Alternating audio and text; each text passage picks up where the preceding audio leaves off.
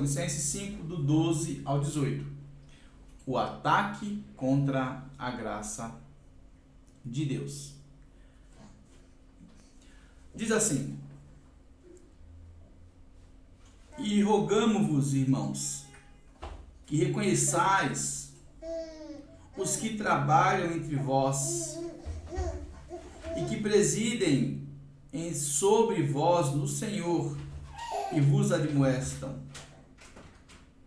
e que os tenhais em grande estima e amor por causa da sua obra. Tende paz entre vós. Rogamo-vos também, irmãos, que admoesteis os desordeiros, consoleis os de pouco ânimo, sustenteis os fracos e sejais pacientes para com todos. Vede que ninguém dê a outrem mal por mal, mas segui sempre o bem, tanto uns para com os outros como para com todos. Regozijai-vos sempre, orai sem cessar, em tudo dai graças, porque esta é a vontade de Deus em Cristo Jesus para convosco. Meus irmãos, é importante pensarmos que quando Deus fez o homem e a mulher, ambos viviam satisfeitos no Éden. Eles eram felizes, gratos. Deus tinha dito para eles sobre tudo que eles podiam fazer e aquilo que eles não deveriam fazer. Não existia morte, não existia perigo, não existia dor, tragédia, pandemia, não existia nada disso. Existia uma árvore do conhecimento do bem e do mal que Deus tinha dito para o homem que não acessasse, pois no dia que eles fizessem isso, aí tudo isso, todo esse caos passaria a existir.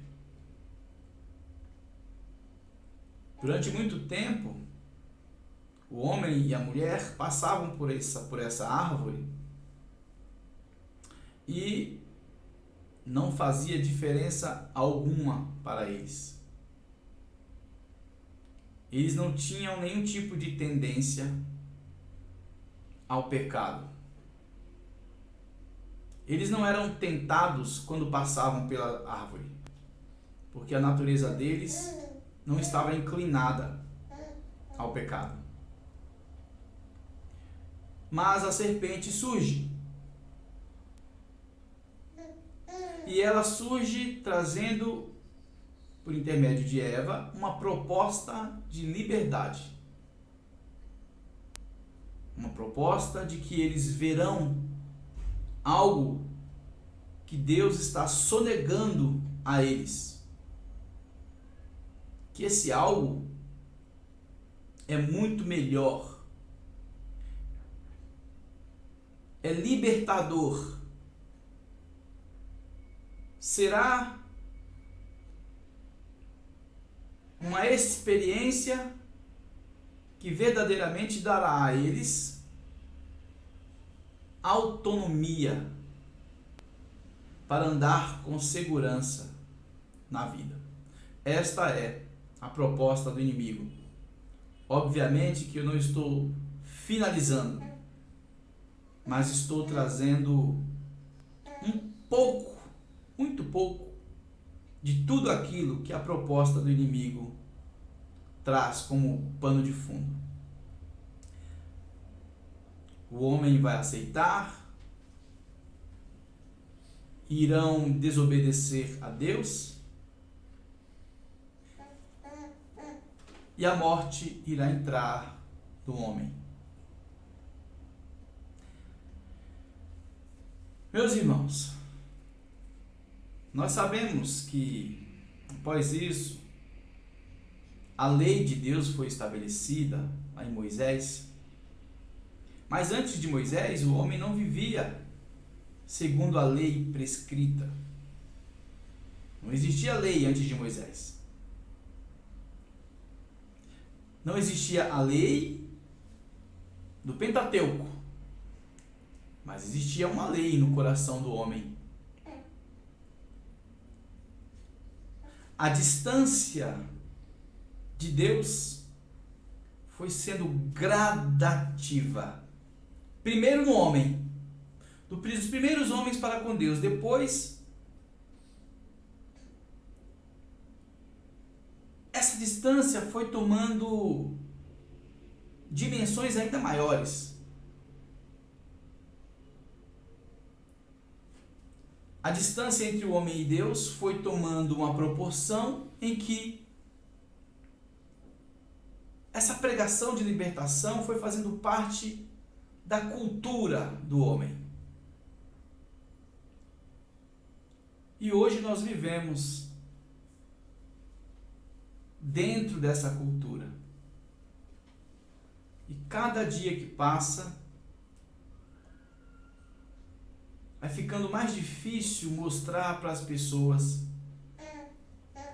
mesmo aqueles que se converteram, a dimensão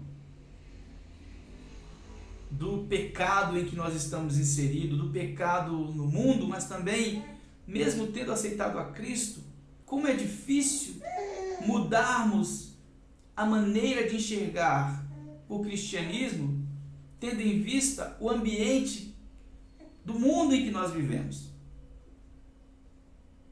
Cada dia mais nós tentamos justificar a Bíblia ou encontrarmos justificativa para nos distanciarmos dela. Porque os mandamentos bíblicos vão ficando cada vez mais pesados para nós diante do mundo em que nós vivemos.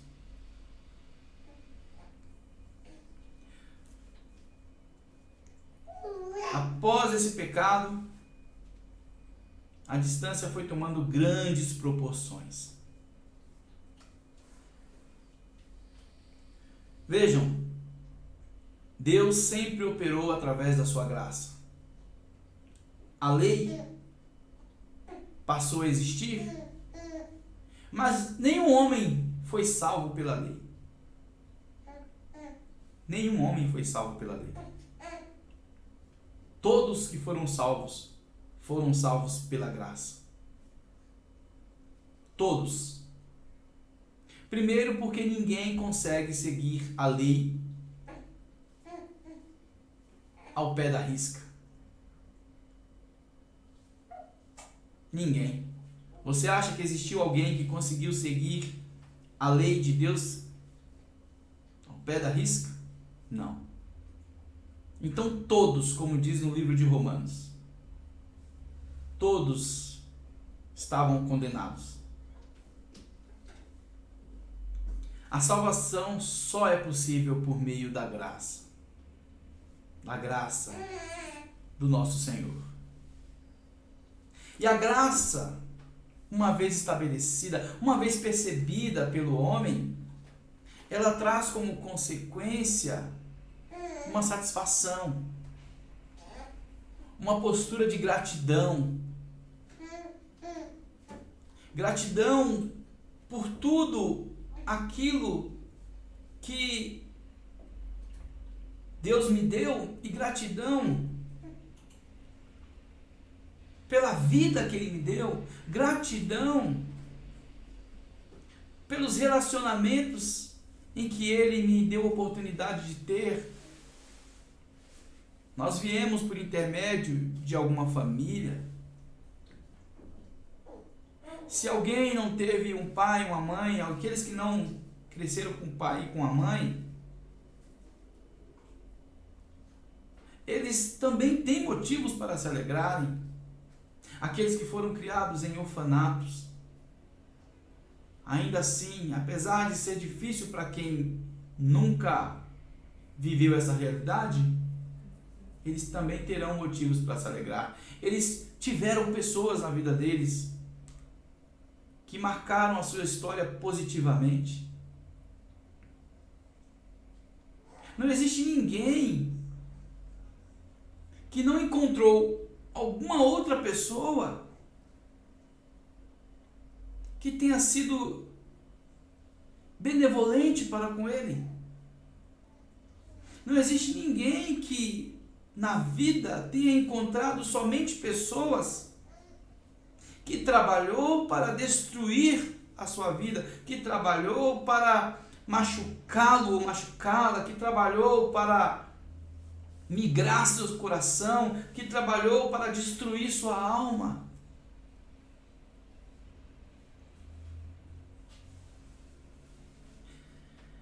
Meus irmãos, a proposta de Deus é que em tudo nós dessemos graças, porque essa é a vontade de Deus em Cristo Jesus.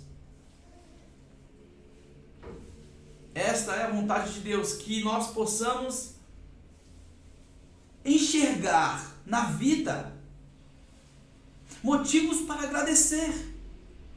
Porque certamente haverão motivos para se chatear. Haverá motivos para que nós fiquemos insatisfeitos. Mas aqueles que tiveram encontro com a graça, que perceberam a graça, o seu relacionamento com Deus e com a vida será um relacionamento de gratidão. Eles irão procurar motivos para agradecer. Por que agradecer? Por causa da graça. A graça que nós percebemos. Outro dia atrás, eu disse que pessoas insatisfeitas com a vida, elas conseguem identificar-se facilmente. Porque todo aquele que é insatisfeito com a vida, ele revela isso com muita facilidade.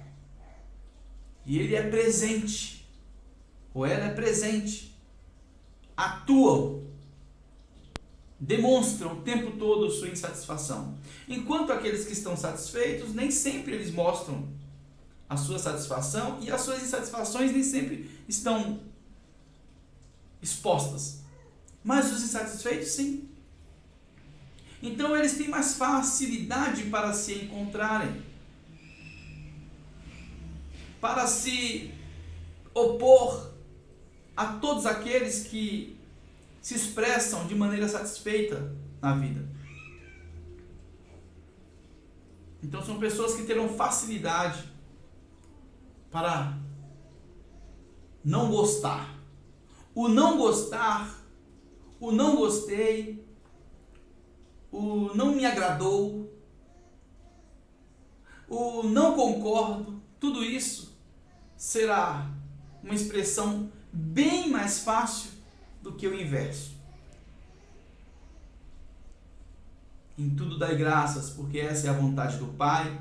Isso deixará de ser prioridade. Até porque no mundo em que nós vivemos hoje, mais do que nunca, o inimigo tem trazido uma cultura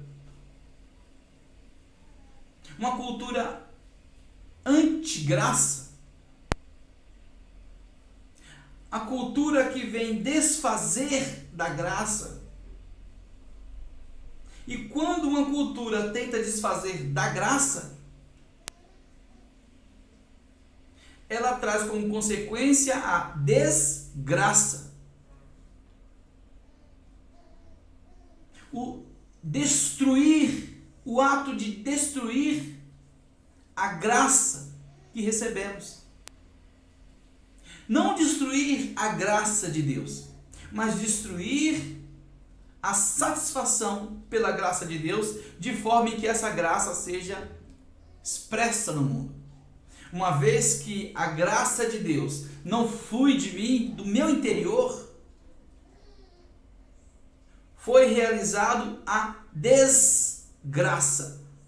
Ao invés do homem viver pela graça, ele irá viver através da desgraça, que é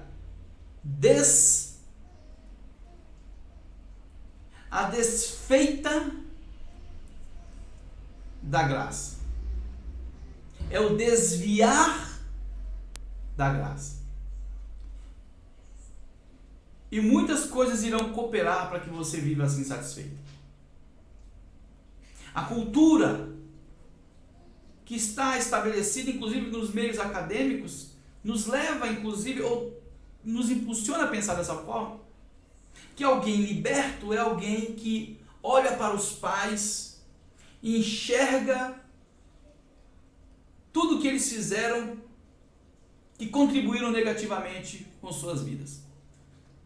Então, até mesmo nos relacionamentos mais favoráveis, nos melhores relacionamentos que essa pessoa teve, ela irá aprender a olhar com olhos críticos, olhos de desconfiança.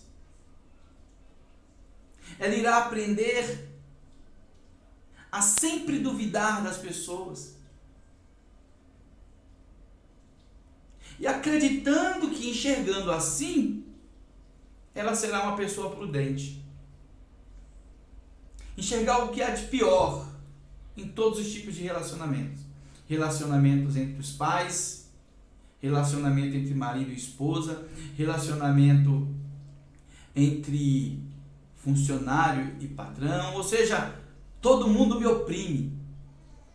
É a cultura de que o liberto é aquele que enxerga em todo tipo de acordo de relacionamento uma opressão por parte do outro. Mesmo que eu tenha combinado previamente algo com aquela pessoa. No fundo, eu sou convencido de que eu fui oprimido. E por isso eu devo encarar sempre a vida com desconfiança. Eu devo olhar para o mundo e para a sociedade como um grupo que me coloca para baixo. Ou seja, é a ideia de que eu devo viver a vida insatisfeito, cobrando de tudo e de todos, menos de mim mesmo. Um inimigo virtual, chamado muitas vezes sociedade. E é interessante que quando as pessoas falam que a sociedade nos faz mal, nos oprime, as primeiras instituições que representam essa sociedade repressora, pelo menos da maioria das pessoas que eu ouço, são família, igreja, trabalho. É interessante isso. É interessante porque nós lemos aqui no livro de Colossenses, no capítulo 3, Colossenses 3, do versículo 18 ao 25, diz assim: vós mulheres estáis sujeitas ao vosso próprio marido, como convém ao Senhor, no Senhor. Vós, maridos, amai a vossas mulheres e não vos irriteis contra ela. Vós, filhos, obedecei em tudo aos vossos pais, porque isso é agradável ao Senhor. Vós, pais, não irriteis a vossos filhos, para que não percam o ânimo. Vós, servos, obedecei em tudo a vosso Senhor, segundo a carne, não servindo só na aparência como para agradar aos homens, mas em simplicidade de coração, temendo a Deus. Em tudo quanto fizerdes, fazei de todo o coração, como ao Senhor e não aos homens, sabendo que recebereis do Senhor o galardão da herança, porque a Cristo Senhor servis. Mas quem fizer agravo, receberá o agravo que fizer, pois não há acepção de pessoas. Veja que coisa interessante. Nos relacionamentos da vida, marido e mulher, pais e filhos, empregado e patrão, Deus vai mostrar que é necessário de ambas as partes uma postura que permita um relacionamento saudável e não opressor. Obviamente que os homens, por se distanciarem de Deus, tendem a oprimir, tendem a ir pelo caminho da vantagem própria. Mas o objetivo de Satanás não é que você perceba quem falta com a sua parte. O objetivo de Satanás é que você aprenda a ficar insatisfeito, mesmo quando você tenha sido alvo da graça. Mesmo quando você olha para a tua realidade e vê que ela foi diferente da realidade de outras pessoas que talvez foram oprimidas pelos pais ou por patrões, mulheres que foram oprimidas por maridos. Enfim, nós sabemos que existem todas essas coisas e que nesses casos Deus se manifesta contra o errante. Mas a proposta de Satanás não é que você perceba quando há falha de uma parte. O objetivo de Satanás é que você viva insatisfeito, mesmo quando não houver falha por parte de ninguém.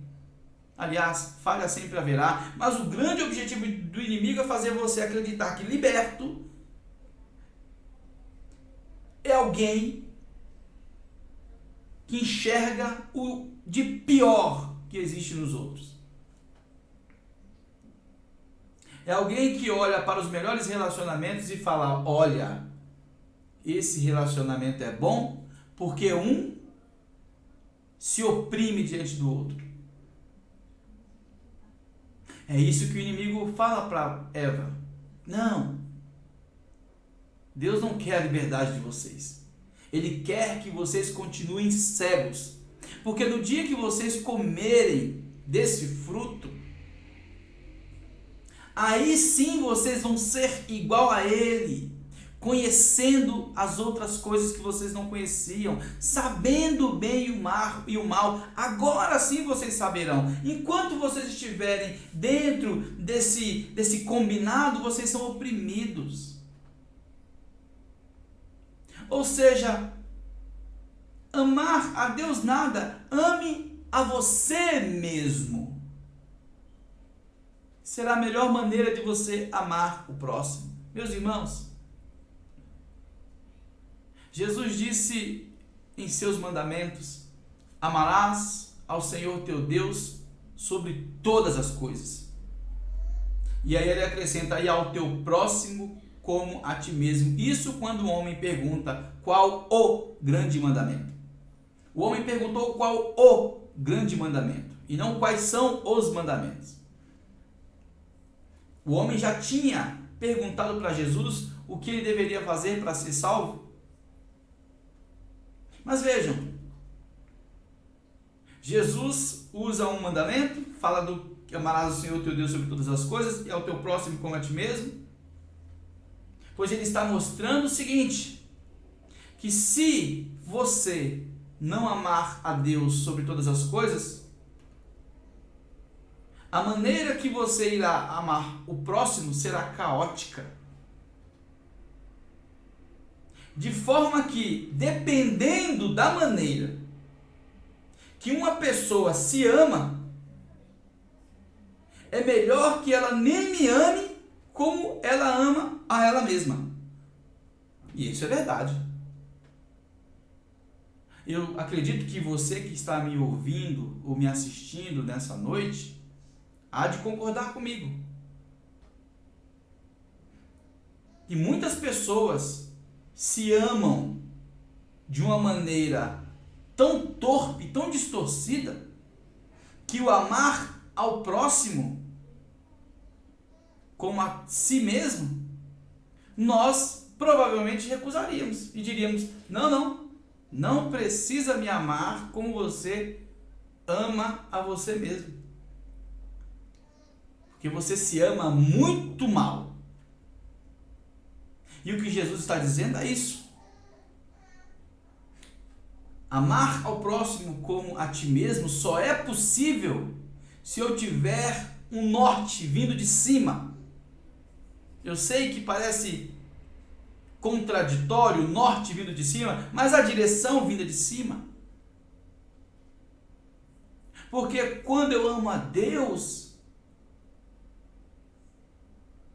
o caminho para me relacionar com a vida será um caminho que agrada ao Senhor. Essa é a vontade do Pai. Em tudo dai graças. Só é por quem ama a Deus automaticamente aprende a ser grato a Ele por tudo.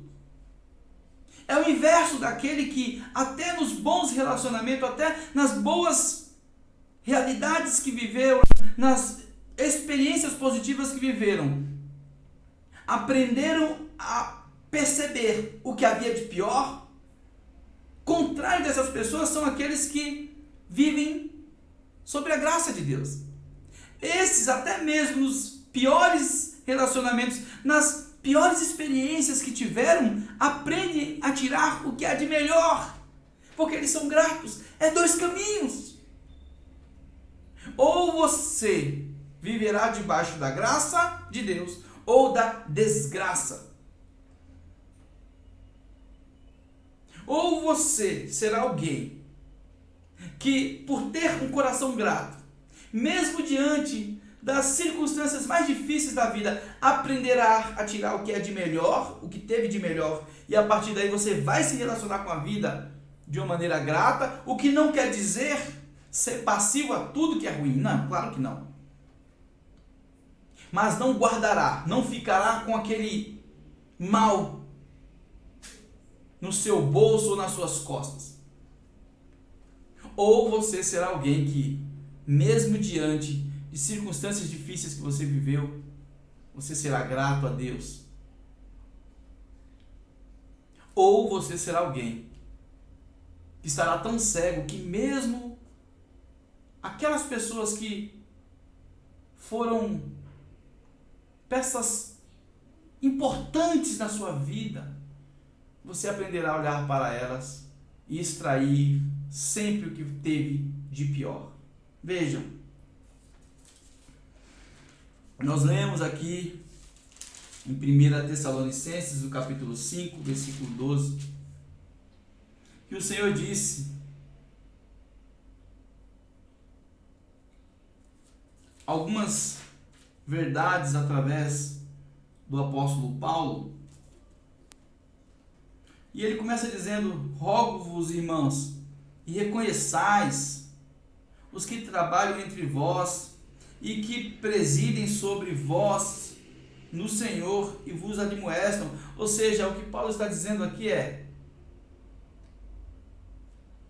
não vá pelo caminho da insatisfação. Não se transforme em alguém ingrato, que não sabe reconhecer aqueles que foram bênção em suas vidas. Se Paulo está dizendo: rogo-vos, eu clamo para que vocês reconheçam, é porque certamente esse povo não estava fazendo o que deveria, estavam envolvidos com a cultura da insatisfação. Caso contrário, Paulo não falaria isso.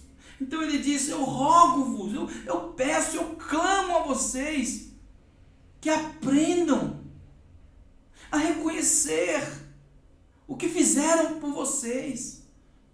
Não deixe para fazer isso quando as pessoas morrerem. Aprenda a fazer isso agora.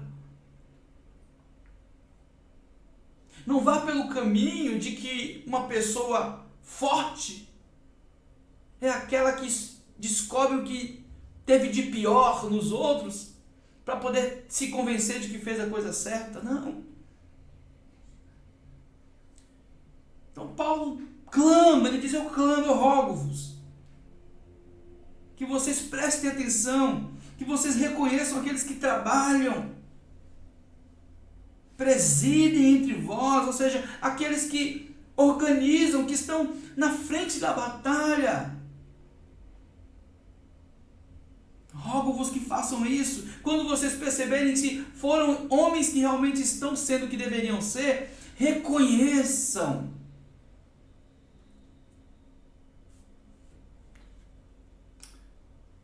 E ele diz que tenhais em grande estima, amor, por causa da sua obra.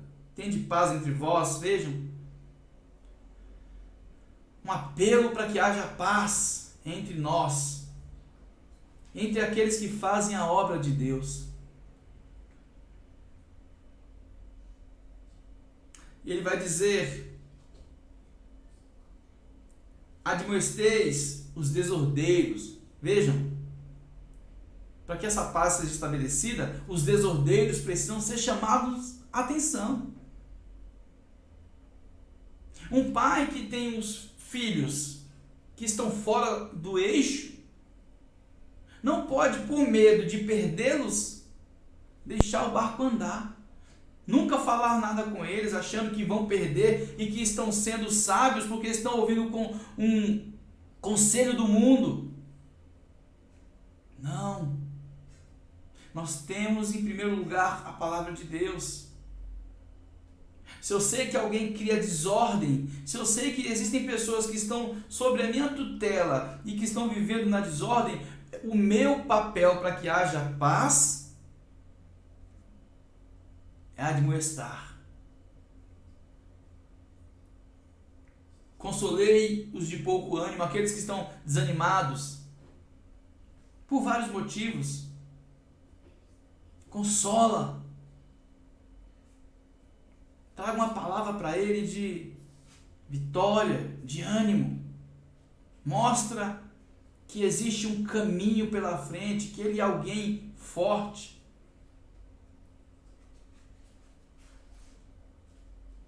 Sustenteis os fracos e sejais pacientes para com todos. Vejam, nem todo mundo tem a mesma força que nós. Ou nós não vivemos numa igualdade. Aliás, igualdade nunca existiu e nunca existirá. Até porque nem nós mesmos queremos isso. No fundo, no fundo. Quando queremos algo, nós nos dedicamos a esse algo. Algumas pessoas que têm aquilo que queria, teve porque se esforçou. Então, eu não tenho algumas coisas porque eu não estou interessado nisso. Então, eu não acredito que eu tenha que ter o que aquelas pessoas tiveram. Não, isso não é importante para mim. E eu não quero que tirem dela para que eu me sinta igual a ela. Não, não precisa de nada disso. Eu sou grato a Deus pelo que tenho, pelo que Ele me deu. Feliz, satisfeito ao Senhor pelas pessoas que Ele colocou na minha frente, pela vida dos meus pais, das minhas irmãs, dos irmãos que eu encontrei na vida que foram sendo acrescentados, os cristãos, os servos de Deus, os pastores que passaram pela minha vida. Sou grato a Deus pelos irmãos que eu conheci, por pessoas que eu fui me relacionando e fomos criando um vínculo verdadeiro e forte. Por aqueles que isso não foi possível, por vários motivos. Sou grato a Deus pela vida de todos. Porque se eu não quiser, se eu me opor a essa gratidão, eu irei contra o que está escrito no versículo 18, em tudo dai graças. Vejam, a pregação de nossos dias é o contrário disso. Em tudo veja motivos para ficar insatisfeitos. Em tudo seja crítico. Em tudo reclame. Em tudo descubra o que há de pior. Veja o que há de pior. É exatamente o oposto ao mandamento bíblico, que inclusive diz que essa é a vontade de Deus em Cristo Jesus para conosco. Essa é a vontade de Deus. Se esta é a vontade de Deus, ela será atacada. É o ataque contra a vontade de Deus, o ataque diário. O ataque está totalmente relacionado à maneira com que você se relacionará com aquilo que chegou até você, aquilo que você experimentou, a maneira com que você vai olhar para que você tenha um sentimento em relação àquilo. E o sentimento que o inimigo irá trazer é um sentimento que te afaste da vontade de Deus. Ou seja, é você enxergar motivos para se sentir insatisfeitos. Para que vocês ou nós encontremos motivos para dizer: eu sou vítima. Todos falham contra mim. Meus irmãos, existe uma luta da carne contra o espírito. Muitas vezes nós achamos que essa luta é resolvida apenas com uma campanha. Vamos fazer uma oração X, uma reunião Y. Mas não somos capazes de perceber que a estratégia do inimigo, ela é muito mais real do que parece. Ela intervém diretamente no nosso dia a dia, na nossa maneira de pensar, na nossa maneira de conceber a vida. Não se trata de ter um demônio em cima do armário. Não se trata de expulsar um demônio que está atrás da televisão. Se trata de perceber a graça de Deus em sua experiência de vida.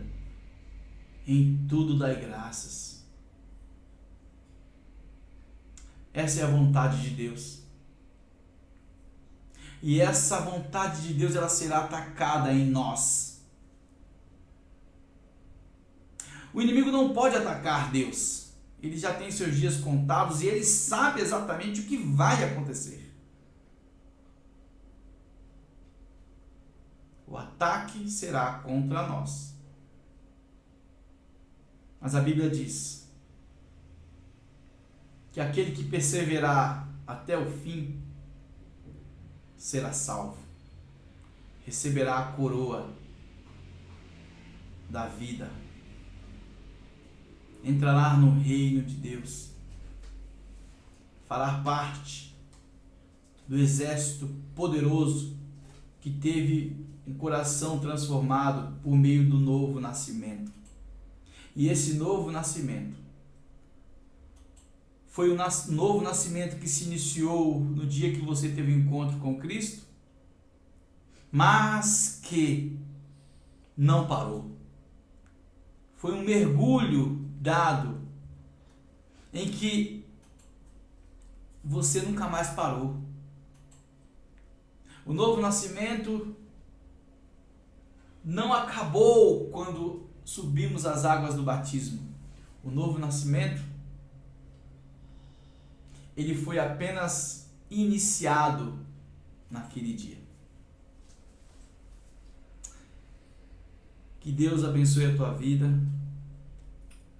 Você tenha uma boa noite e fique na paz, em nome de Jesus. Amém.